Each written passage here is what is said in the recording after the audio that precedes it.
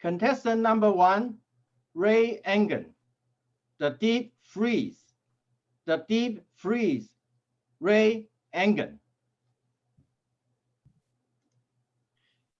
Fear, it freezes you. Facing fear creates freedom. To learn how to face fear takes a teacher.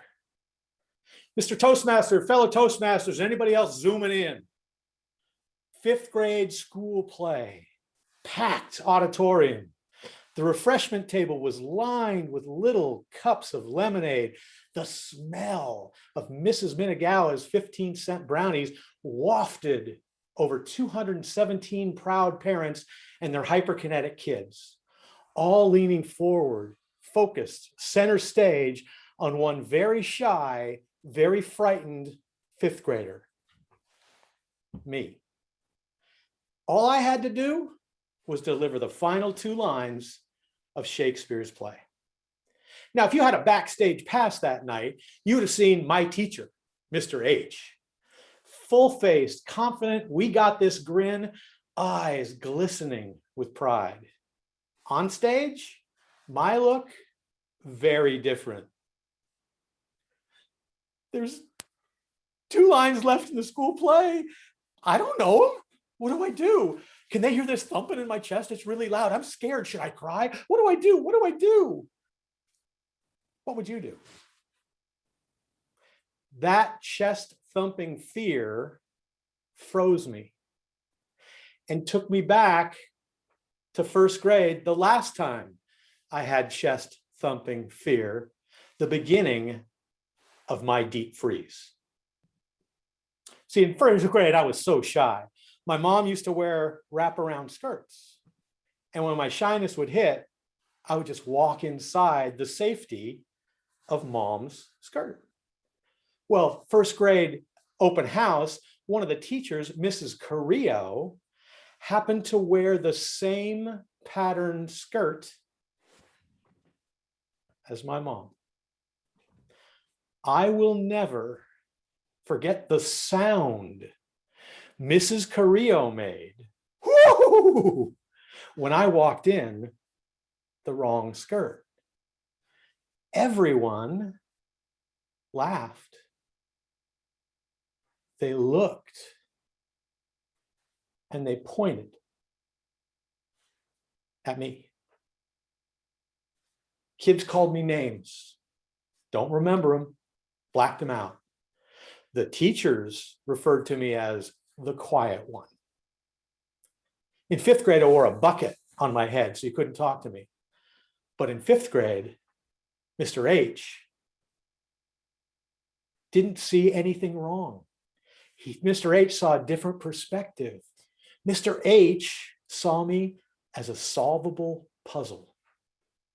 From day one, hey, Ray, congratulations. What? Yeah, you sit next to Dan and whisper things in his ear. Dan tells the rest of the class, Dan's the class clown. You, my friend, are the class clown's head writer. That was cool. Street cred for being funny, never saying a word. And kids came to me. Hey, Mr. H says you're funny. Say something funny. I must have, because now I had 6 friends. Middle of the year, Mr. H raised that bar. Hey, Ray, I noticed you didn't come to the auditions for the school play. Don't worry. I saved you a role. You're going to play the lead. Chest thumping fear. I froze. Whoa, whoa, buddy. Have I ever steered you wrong? What's the best year you've enjoyed in school? This one. Why? Because I talked to more kids.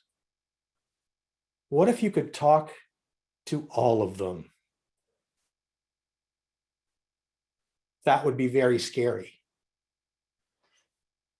But every day, in every rehearsal, with every mistake I made, his belief in me created an elixir called confidence. He made me believe that I was Bel Air Elementary's finest Shakespearean actor until the day before the play. Yeah, I think I'm gonna be sick tomorrow, Mr. H. Tomorrow's the play, right? Yeah, wouldn't be right getting kids sick. Then he threw me. Ray, do you feel a thumping in your chest? Yeah, probably having a heart attack. Ray, that thump, it's not your heart. It's your dreams. They're trying to show you what you truly love. And the bigger the thump, the bigger the dream. That day, standing on center stage, frozen, not knowing what to do, I didn't cry because I felt that thump and I remembered what Mr. H said. I remember thinking, wow, this must be a huge dream of mine. And I felt as free as I've ever been. I strutted to the front and said, Lord Shakespeare has created tremendous lines to end tonight's play, but alas, what they are, I know not. Curtain came down. Mr. H came and hugged me and he whispered in my ear, Ray, what can I say? You've said it all. And I'm proud to say, I haven't shut up since. Today, I live to speak. And I know that it's not if, but when fear will freeze us. I also know that facing fear creates freedom. And I had the opportunity to ask Mr. H, if you had one piece of advice that you would give to a speaker, what would it be? And he said, everything worth it in life starts uncomfortably with a thump of fear. Mr. Toastmaster.